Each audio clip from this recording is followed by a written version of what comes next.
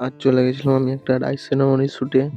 তো ভিডিওটা দেখতে থাকো তোমরা শেষ পর্যন্ত, কিরমভাবে কি আমি ফটো শুট করি। তো গাড়ি নিয়ে বেরিয়ে পড়লাম।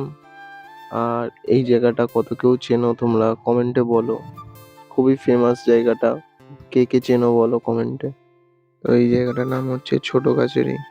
তোমরা কম বেশি চেনো অনেকেই হয়তো। তো পাশে খাল আর সাইডে রাস্তা দিয়ে আমি যাচ্ছি, দেখতেই পাচ্ছ।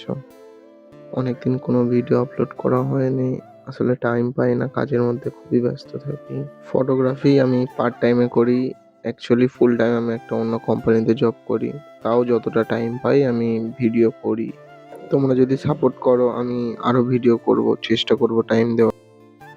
লোকেশনে পৌঁছে গিয়েই আমি আমার কাজ শুরু করে দিই। ফার্স্টেই ফোটা লাইট সেট করতে থাকি। এটা হচ্ছে আজকে আমাদের ক্লায়েন্ট।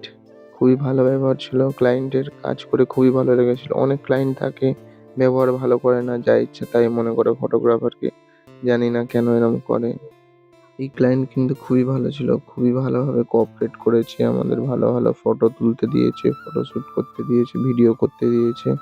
খুবই ভালো ক্লায়েন্ট এটা। এই ছোট্ট বেবিটাকে দেখো কতটা কিউট, কতটা কিউট। আমি আমার এইদিকে ফটো তুলতে থাকি, সবই ঠিকঠাক আছে, ফটো তুলছি। আর এইদিকে সে কান্নাকাটি শুরু করে দিয়েছে। বাচ্চা কাঁদবেই তো না এখন। কাজের মধ্যে একটু ফাঁকা টাইম পেয়ে ইয়ার্কি ঠাট্টা হচ্ছে সব বন্ধুদের সাথে। এটা সোহেল। তারপর চলে গেলাম চান করানোর ফটো তুলতে, ভিডিও করতে। তো দেখতে থাকো তোমরা কিরম ভাবে কি ফটো ভিডিও তুলি আমি। সবকিছু কমপ্লিট করার পর তারপর আর কোনো ভিডিও করা হয়নি।